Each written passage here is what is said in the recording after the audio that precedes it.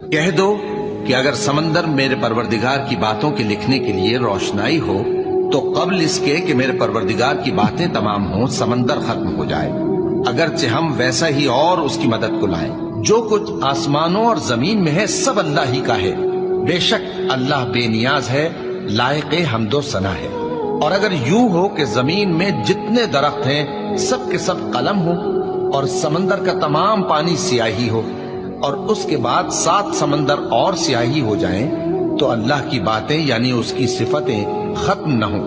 بے شک اللہ غالب ہے، حکمت والا ہے۔ اللہ کو تمہارا پیدا کرنا اور جلا اٹھانا ایک شخص کے پیدا کرنے اور جلا اٹھانے کی طرح ہے۔ بے شک اللہ سننے والا ہے، دیکھنے والا ہے۔